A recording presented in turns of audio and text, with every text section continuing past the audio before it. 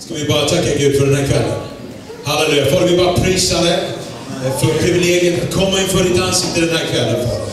Vi tackar dig, Herre. Vi tackar dig för ditt ord den här kvällen. Vi tackar dig, helige Ande, vad du vill göra här ikväll. Jag bara tackar dig för varje person som har kommit till det här mötet, Fader. Jag bara ber Gud att du ska välsigna våra på ett speciellt sätt, Fader. Du lyfter om den här kvällen, Gud. Att du lyfter av bördor, Fader. Att du ger hopp där det inte finns något hopp, Gud. Att du välsignar, Gud. Halleluja. Att det kommer med ljus där det finns mörker, Jesus. Välsigna folket den här kvällen, Fader. Jag tackar dig, Fader. Halleluja. Vi ger dig ära för den här kvällen, Fader. Vi tackar dig för privilegiet att vara här i Mullhyttan, Fader. Halleluja. Vi tackar dig, Gud. Halleluja. Amen. Tack så jättemycket för lovsången. Underbart. Varsågod och sitt ner. Tack så hemskt mycket för inbjudan att komma hit till Mullhyttan. Väldigt kul att vara här. Se alla underbara människor som är på den här platsen. Och jag tycker det är fantastiskt att vi kan komma så mycket troende tillsammans på så liten ort som Mullhyttan faktiskt är. Amen, det är något att tacka Gud för. Fler kommer. Amen, och fler kommer. Amen. Så tack så jättemycket att vi fick komma här ikväll och dela Guds ord. Och jag är väldigt tacksam till Gud att du får jobba i Svensk Pionjärmission tillsammans med Mikael Boman. Det är väldigt spännande och utmanande arbete som det är att åka på de här missionsfälten. Väldigt kul. Och jag har varit med om 3 kampanjer det här året. För i våras var David i Shunakaman och så var vi i Bangladesh också. Jag hade väldigt härliga möten där i våras. Och sist var vi på Sri Lanka här och det var en blöt kampanj, måste jag säga. Men inte så mycket folk utan det är väldigt mycket regn. Men tack Gud vad han gjorde det ändå. Det är drygt 100-tal frälsta och många som möter Gud på det här sättet. Amen. Halleluja. Och det är väldigt kul att få jobba på de här pionjära missionsfälten där evangeliet inte är så har nått fram till alla platser, man säger. Det är därför det heter pionjärmissionen, tror jag.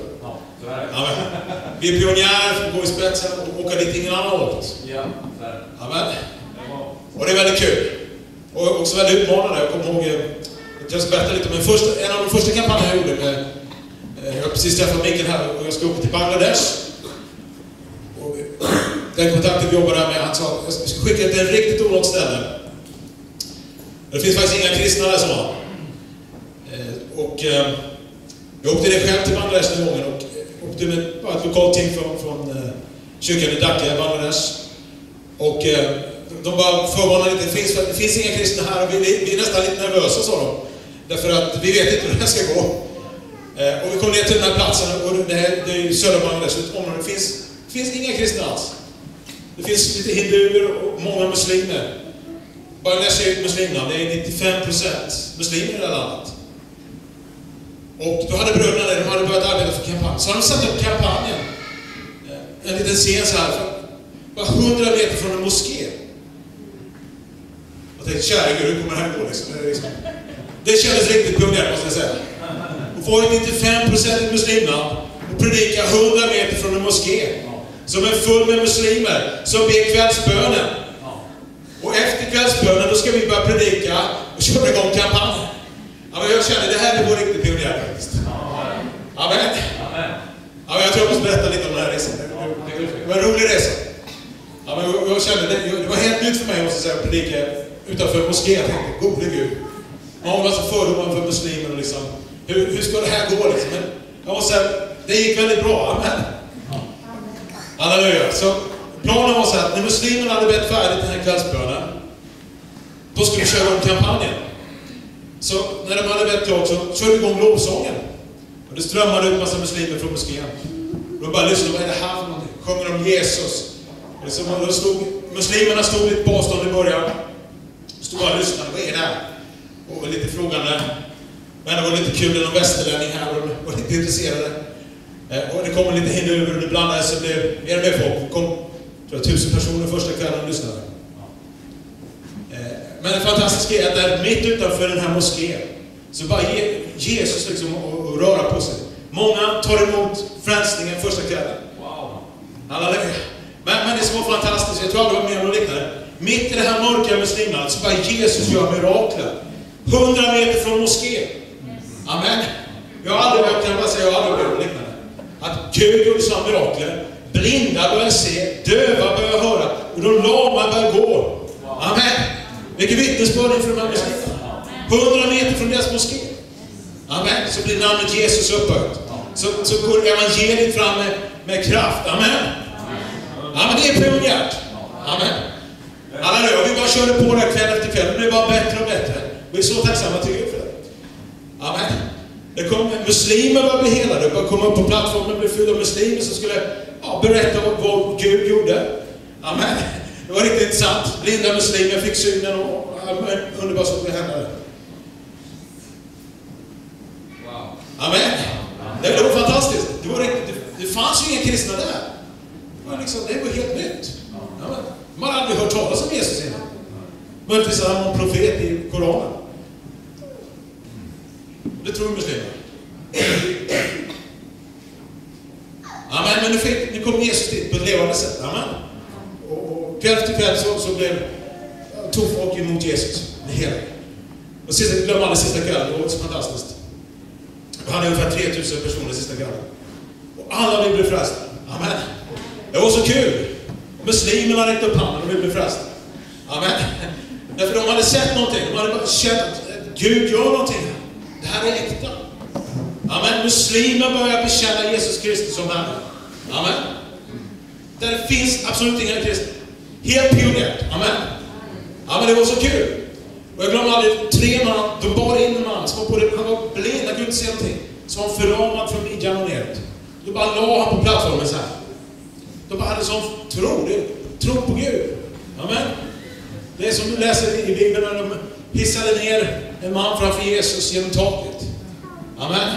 Som förväntar på att Gud skulle göra mirakel.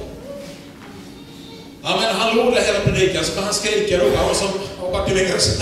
Amen. Bara låg och ropade där. Hela predikan, det var nästan jobbigt. Nästan att han störde lite. Men jag tänkte, det här är tro på Gud, eller hur? Så han fick ligga där och ropa. Amen. Och folk blev frälsta. Och när vi bad för sjuka, det första som hände var att den här mannen blev helad. Han var förlamad, han bara stod upp. Han hade full syn, han var blind, men nu såg han. Amen. Prisa vår Gud. Allt det sker. 100 meter från moskén. Fullt med muslimer står och tittar på. Amen. Halleluja. Inga kristna, inga församlingar, inget sånt. Helt liksom tom på kristen verksamhet. Men där vill Jesus göra sig känd. Amen. I de här mörka platserna, där vill Gud komma ner. Amen. Där vill Gud starta församlingen. Där vill Gud göra något helt nytt. Något som inte har varit innan. Amen. Gud vill resa upp sitt rike på de här platserna. Halleluja. Prisa vår Gud. Och det var så mycket vittnesbörd om hela det här till Gud alltså. Och så många som blev frälsta på ett härligt sätt.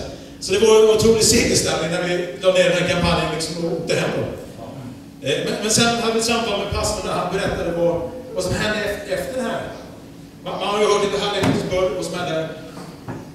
Men då berättade pastor Albert för oss att i det här mötet så fanns det en affärsman, en hindusk man, som Gud, han rörde om, frälste honom.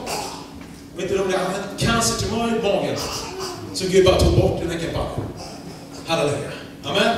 När han började tro på evangeliet så gjorde Gud en mirakel för honom. Cancertumör försvann. Herre till Gud. Amen. Och vet du vad den här mannen säger? Han säger så här till pastor Albert att jag vill göra något för Guds rike här i min stad, på den här platsen. Det är en hedning som blir frälst. Han sa, jag vill ge, han ägde en massa mark där, så han sa, jag vill ge bort den här marken till kyrkan. Ja, och så vill jag att vi ska bygga en kyrka här. Så han skänkte pengar, han skänkte mark. Amen, till Guds verk på den här platsen. Och idag finns det en levande församling, en brinnande församling på den här platsen i Kämpor. Söderberget. Amen. Amen. Kanske tack Jesus. Amen. Det är pionjärt. Amen, det är pionjärt. Så här platser vi åka till och utbreda Guds rike. Amen. Vi kommer dit där ingen har talat om Jesus. Där det blir någonting nytt för Gud. Amen. Halleluja. Yes. Prisa vår Gud. Det är kul att vara missionär. Pionjär. Amen. Tack Jesus. Och ikväll så bara fick jag predikan om Gud där, som jag vill dela med dig. Och det är ju så att Gud, han älskar människor, har du märkt det? Ja, det vet ni, kan jag allihopa. Gud, han älskar människor. Amen, och det är vi glada för, eller hur? Amen, det borde fruktat för att Gud inte älskar människor. Men Gud älskar människor. Yes. Och jag tror så här, i Guds hjärta så finns det hela tiden så tänker Gud på de förlorade. Amen. Därför att när man läser Bibeln så ser man att människor är viktiga för Gud. Man ser att som en röd tråd genom hela Bibeln så ser vi Jesus, eller hur? Och Guds plan för frälsning till varje människa. Amen. Och i Guds hjärta så finns människor hela tiden. Och Gud är intresserad av att nå de här människorna. Yes. Halleluja. Och jag har bestämt att jag ska ha en kort predikan ikväll. Amen. Amen. Jag går på början igång. Det är klockan söndag. Så jag sa, ursäkta mig om det blir något problem. Jag vet inte vad klockan är. För det gick sönder så jag ballade bort den då. Men det gick bra då till slut. Amen. Vi får tro att Gud leder oss lite också. Amen. Halleluja. Men vi ska köra en kort predikan ikväll. Men vi kommer tala kring det här. Och ska vi bli titta på den här predikan ikväll så tror jag vi kan säga skörden är temat för ikväll. Amen. Amen. Halleluja. Gud tror på en stor skörd. Amen. Och jag tror Gud vill bara uppmuntra oss ikväll. Och ha vårt fokus på de förlorade. Vårt fokus på de människor som aldrig har hört talas om Jesus. Amen. Därför skörden är viktig för Gud. Om det här är viktigt för Gud så behöver vi göra skörden till vår angelägenhet också. Amen. Och jag tror det finns inget viktigare vi kan göra här på jorden än att ge oss i skörden. Arbeta för en skörd. Så vi inte bara går en skörd utan det är Guds skörd. Amen. Yes, yes. Halleluja. Och så får vi bygga Guds rike. Prisa vår Gud. Och jag har varit fylld med bibelord den här sista veckan om skörden och Guds tankar kring skörden. Och jag skulle börja läsa bibelord för dig från Uppenbarelseboken, 7:e kapitlet. Och här får ju Johannes Jesu lärjunge, han får en uppenbarelse, han får en syn av Gud. Där Gud visar honom skörden. Amen. Han visar honom folkslag och folkskaror. Låt oss läsa här vad det står här. Och det här är den synen han ser. Det står så här. Därefter såg jag en stor skara som ingen kunde räkna. Av alla folkslag och stammar och länder och språk. De stod inför tronen, inför lammet. Klädda i vita kläder och med palmblad i händerna. Och de ropade med hög röst. Frälsningen tillhör vår Gud. Honom som sitter på tronen och lammet. Amen. Här visar Gud faktiskt den skörd som kommer bärgas in. Ja, men det visar han för Johannes. Att så här kommer det bli i dag i himlen. Här kommer de här folken vara representerade. De här språken, de här etniska folkgrupperna, de kommer vara här i himlen. Precis. Och Johannes ser det här i en syn. Halleluja. Amen. Yes. Och när jag läser det här, jag blir så uppmuntrad. Därför att det fanns från alla folkslag, alla tungomål. Halleluja. Där fanns skörden. Amen. Yes. Där fanns Guds plan för framtiden. Där finns liksom de människor inräknade som vi jobbar med att nå med evangeliet idag. Amen. Yes. De finns representerade i den här stora folkskaran. Halleluja. Prisa vår Gud. Och där finns du och jag också. För vi är också en del av den här skörden, eller hur? Amen. Amen. Kan du se dig själv i den här stora skaran? Amen. Det kanske inte blir så många svenska ansikten där, men vi kommer också med. Amen. Men det finns en gigantisk skörd som Gud kommer rycka upp till himlen. Amen. Amen. Och det är det vi jobbar för. Halleluja.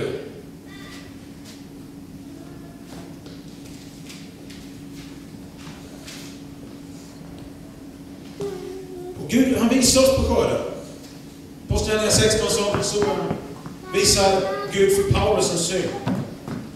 Paulus får se en makedonisk man. Så ropar, kom över och hjälp oss. Amen. Eller hur? Gud målar upp en bild för Paulus.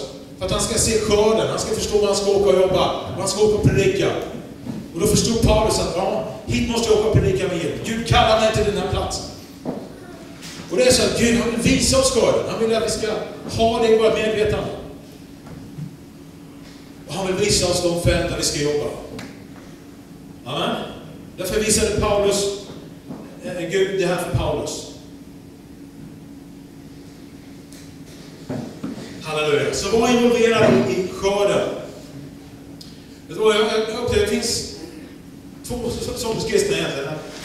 En sorts kristna, de brinner för skörden. De vill någonting mer. De vill människors frälsning. Så finns det andra kristna som de pratar andra termer. De pratar mer om vad ska vi ha för färg på gardinerna i kyrkan. Liksom. Och sådana saker som för mig kanske inte det är så viktigt. Vad är det för blommor och gardiner och så vidare. Fast vi uppskattar och tycker det är fint med gardiner och blommor, eller hur? Det finns så många saker som liksom vi som kristna kan hålla på med. Andra diskuterar, ska vi göra kyrkkaffe i kyrkan? Före eller efter? Ska vi ha det med fikat? Hur gör vi nu liksom? Stor fråga i kyrkan. Fått styrelsemöte här för att prata om kyrkkaffet. Ja, det blir ju så vissa känner. Och det finns andra saker. Hur ska vi göra med lovsången? Är det inte lite för mycket lovsång i kyrkan? Finns här diskussioner? Eller hur? Jag måste upp på nästa styrelsemöte. Prata om lovsången. Ska vi mindre lovsång? Det är lite för mycket. Volymen. Eller hur? Jag har hört att många klagar på volymen. För hög volym på lovsången. Det finns så mycket som kan upptas. Saker som vi tycker är så viktiga liksom i kyrkan.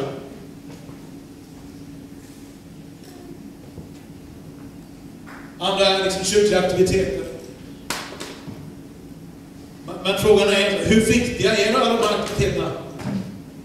Hur viktiga är de här på en skala? Om vi skulle fråga Gud, vad är viktigt för Gud? Vad var det Jesus dog för på korset? Det var ju inte kyrkkaffet, eller hur? Det var ju inte gardinerna. Han tänkte på någonting annat. Hela tiden tänkte Jesus på någonting annat. Han tänkte att skörden ska bäras, eller hur? Han gav sitt liv för skörden. Han var lydig till döden för att skörden skulle kunna inbäras, eller hur?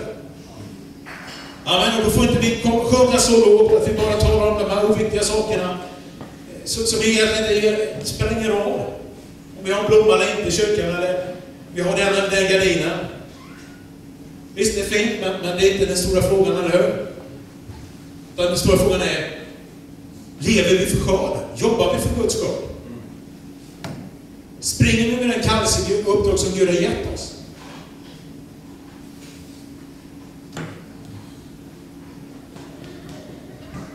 Andra kristna, de är så oroliga för framtiden och säger, ja men Jesus kommer nog tillbaka imorgon. Eller han kommer då och då. Det skrivs många böcker om liksom, när Jesus kommer tillbaka. Och jag har träffat kristna, de har helt snöat in på den här tanken att liksom, ja, när kommer Jesus komma tillbaka? Man vill inte människor, utan när man pratar om när ska Jesus komma tillbaka? Om man tittar på tidstecken, man tittar på det tecknet. Man ser nu ekonomin går ner. Ja, nu är det nära. Nu jordens undergång nära. Och det är liksom mycket sådana här tankar att liksom, vad händer nu? Vad händer? När kommer Jesus tillbaka? Man blir nästan fylld av fruktan när man träffar sådana kristna. Och tänk på det. Jag vill bara dela med det vad jag tror ikväll. Och jag skulle vilja läsa ifrån Bibeln här. Jag tror det är så här, vi har ett uppdrag att göra och fullborda innan Jesus kommer tillbaka. Och det är att föra ut de goda nyheterna. Ta ut evangeliet till jordens alla hörn, till jordens ände. Starta församlingen, predika evangeliet. Och när det är klart, då tror jag att Jesus kommer tillbaka. Det tror jag. Sen får folk tro vad de vet, men jag tror det står i Bibeln med. Jag ska läsa här. Då har det Bibeln med. Så kan vi läsa från Matteus.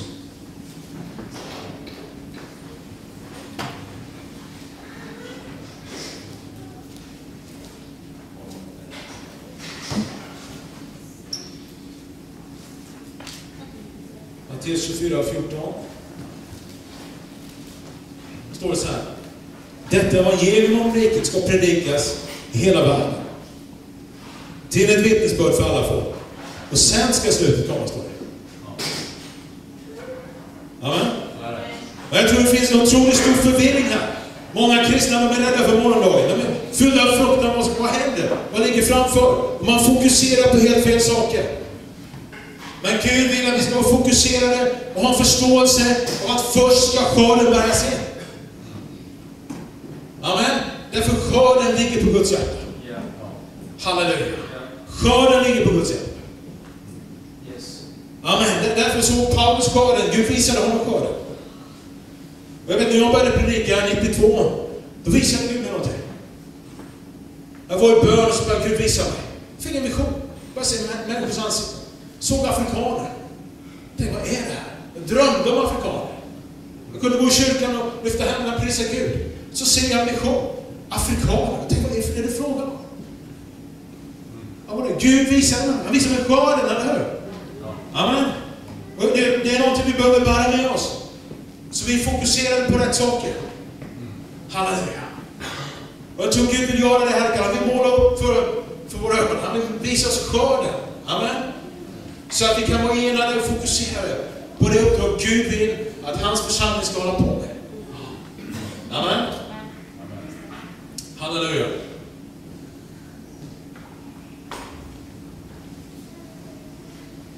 Och du säger, du kan inte ha ett uppdrag, säger du i kyrkan. Men vi har alla ett uppdrag. Det är bara en Guds skörd. Amen. Och där kan vi alla som tror det, vi kan vara delaktiga i det här skördarbetet. Några åker ut och predika, andra är hemma och ber, andra ger medel till Guds verk, så skörden kan bära sig. Man vet vad jag tror, ingen kan säga, jag är ingen skördarbetere.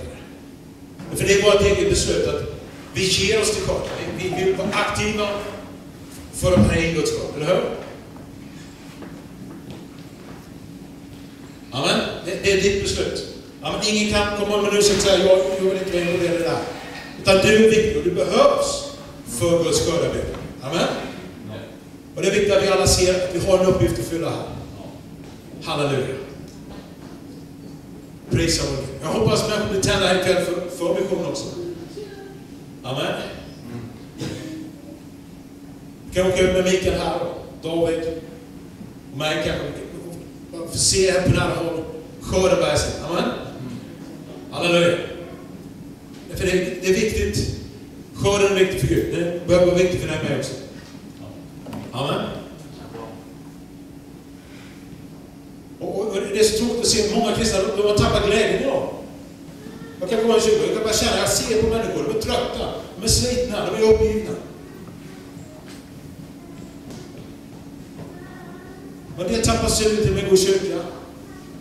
Och jag tror att det finns människor som vi blir så världsliga, vi börjar tänka som världen, vi börjar leva efter världen. Så vi tappar liksom hungern efter Gud. Och jag tror det är jättefarligt. Men jag tror vi behöver se skörden. Amen. Vi behöver se att vi alla har en uppgift att fylla. Så vi kan bara sträcka oss efter skörden. Amen. Och då kommer en helig ande komma över oss. Amen. Kommer komma över dig när du börjar jobba med skörden. Därför det är Guds uppdrag för ditt liv. Det är Guds uppdrag för oss alla. Amen. Skörden är allas vårt uppdrag. Och det är så här, tror jag, att vill vi ha Guds eld och kraft i våra liv, då måste vi vara fokuserade. Inte på vad vi vill, utan på vad Gud vill. Då måste vi fokusera på skörden.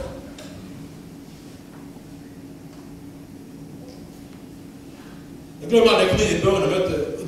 Då bad jag så att man bad för nådegåvorna. Åh Gud, låt nådegåvor komma över mig. Ge oss nådegåvorna, Gud. Och jag tror så här, jag tror inte vi behöver det så egentligen. Även om det står i Bibeln, vi ska ivra hungriga efter den största nådegåvan. Men jag tror att det blir så här automatiskt. När vi går ut, predikar evangelium, när vi sträcker oss efter skörden, då blir det så här automatiskt att Guds nådegåvor kommer komma över dig. Amen. Då kommer det börja flöda i ditt liv. Amen. När du ser bortom dina egna begränsningar, när du ser längre, när du börjar sträcka dig efter andra människor, då helt automatiskt kommer du märka att Guds smörjelse kommer över dig. Att nådegåvor börjar fungera i ditt liv. Halleluja. Och det kommer aldrig komma i funktion om vi inte sträcker oss efter andra människor. För vi sträcker oss efter Guds skörd. då kommer det här bara fungera som aldrig förr i ditt liv. Halleluja. Och jag vet att många kristna, de längtar efter Guds nådegåvor. De ropar till Gud efter nådegåvor. Men de kommer fungera när du sträcker dig efter skörden. Amen. Då är det någonting som bara klickar till och rent automatiskt bara kommer det att fungera i ditt liv. Amen. Halleluja.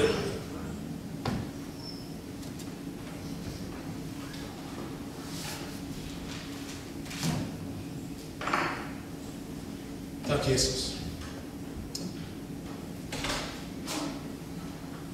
Jag ska läsa ett ord till för dig från Matteus.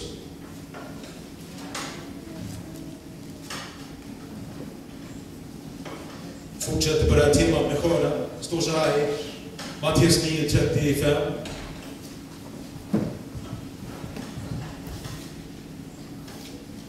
Det står så här: Jesus gick omkring i alla städer och byar. Han undervisade i deras synagogor och predikade evangeliet om riket, botade alla slags sjukdomar och krämpor.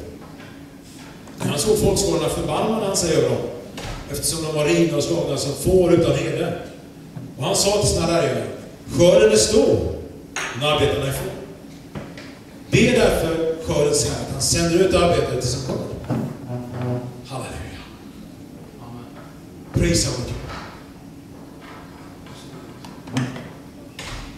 Amen. Jesus säger skörden är stor. Amen. Kära vänner, här målet, det finns en jätteskörd ute. Amen. Och vi behöver få fokus, vi behöver vakna upp. Skörden är redo att bärga sig. Amen. Och det är märkligt, vilka mirakler som inträffar när man börjar gå åt det hållet. Amen. Jag har med om sådana ekonomiska mirakler när man börjar sträcka sig i lydnad efter att gå till Guds skördefält. Amen. Varför sanktionerar Gud så mycket medel till skörden? För det ligger på hans hjärta. Den ligger på Guds prioritetskalender nummer 1. Amen. Skörden måste bära sig. Jag tror det är så att det finns församlingar som blir fattiga då.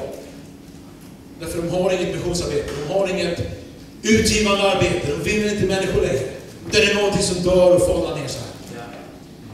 Men det finns andra människor som litar på Gud, förtröstar att vi kan göra någonting mer. Vi kan vinna människor. Vi kan förändra nationer. Vi kan förändra människors liv.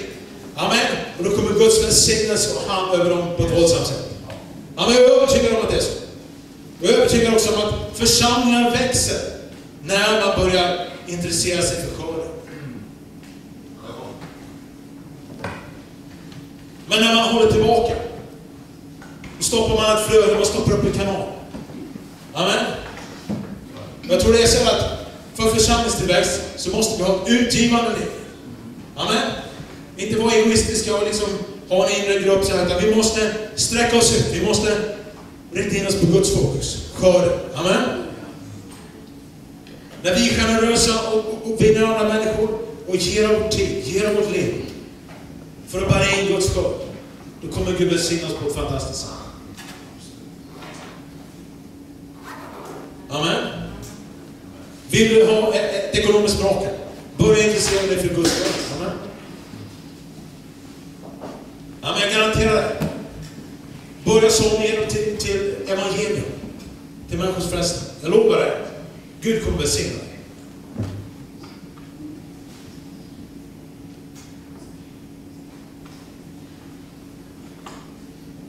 Amen. Församlingar växer. När vi ger till skörden. När vi verkar för att skörden ska bära sig. Amen. Det finns en skörd i munnen också. Amen. Och Gud vill verka på alla fält. Han vill verka borta, han vill verka hem. För honom är varje människa viktig. Halleluja. Men skörden ligger högt på Guds hjärta. Prisa vår Gud. Men jag tror Gud bara vill måla den här bilden för oss ikväll. Öppna upp den här konferensen. Och bränna in i våra hjärtan. Att skörden behöver börja se. Amen. Och att du är viktig för skördarbetet. Amen. Tänk inte så här. Jag är inte riktigt Guds rike. Jag kan inte göra allt för Gud. För det är inte sant. Du är jätteviktig för Guds rike. Vi är alla jätteviktiga för Guds rike. Och Gud behöver oss alla i det här skördarbetet. Amen. Glöm aldrig det. Tro inte på något annat. Du är viktig för Gud. Kan du slå till din grann här lite? Så säger du till honom att du är en skördarbetare. Amen. Halleluja.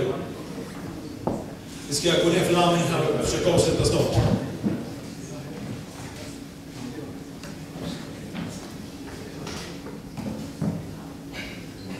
Jag ska läsa ett ord till ur Johannes evangeliet. Kapitel 4. Vers 35. Då säger Jesus här. Talar så här och säger så här skörden. Säger ni inte att det är ännu 4 månader kvar till skörden? Men så jag säger, lyft blicken och se hur fälten har vittnat till skörd. Halleluja. Och redan nu får den som skördar sin lön. Han samlar in frukt till evigt liv. Amen. Halleluja. Så Jesus talar om att skörden är mogen. Att vi samlar in skörd till evigt liv. Amen. Många ställen talar Gud om det här.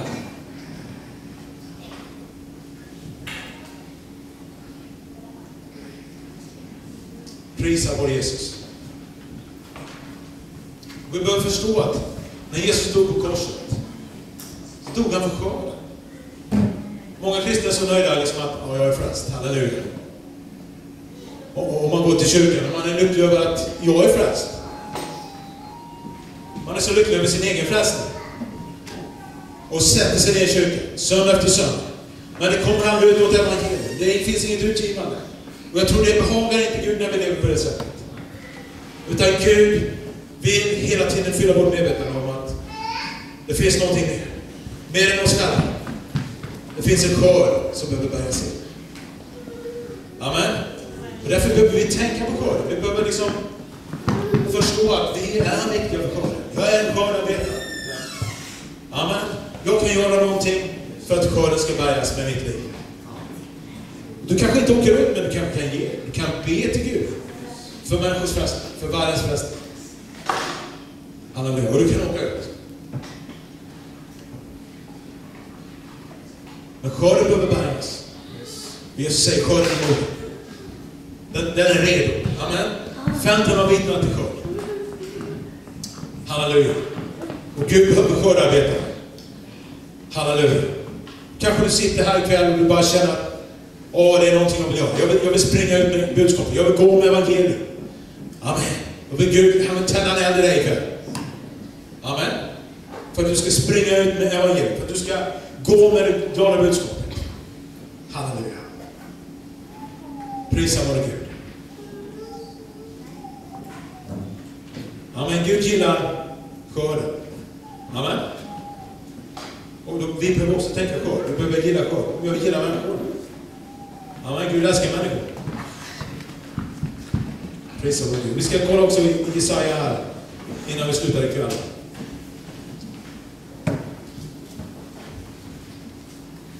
Jesaja 53 i vers 11 och 12 så står det på versen så här. Det är ganska starka verser om man läser och tittar vad det står här. Det står så här: genom den vedermöda hans själ och fått utstå. Det här talar det här om Jesus, Jesaja 53. Genom den vedermöda hans själ, Jesu själ, har fått utstå, får han se och bli tillfreds. Genom sin kunskap förklarar min rättfärdiga kännare de många rättfärdiga, och deras skulder är det som han bär. Därför ska jag ge honom de många som hans del, och de starka ska han få som byte, eftersom han utgav sitt liv i döden och blev räknad bland förbrytare. Han som bad om många synd och trädde in i överträdarnas ställestad. Och det här handlar om Jesus och vad han gjorde på korset och så vidare. Men det står så här att genom den vedermöda som han har utstått får han se och bli tillfreds. Amen. Jag tror det är så att det finns någonting som får Jesus att bli tillfreds. som gör honom tillfredsställd. Som gör Gud tillfredsställd. Och det är skörden. Amen. Står det? Han utgav sitt liv i döden. Han dog för skörden. Amen. Och det är viktigt att fatta det, tänka det.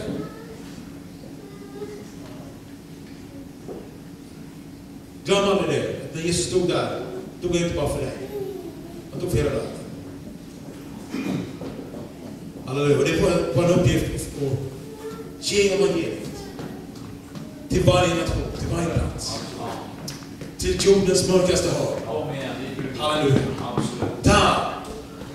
Där ska vi predika evangeliet. Amen. Prisa vår Gud. Där behövs evangeliet som allra mest. Halleluja. Och du och jag, vi kan fullborda det här uppdraget. Vi kan vara del i det stora uppdraget som Gud har.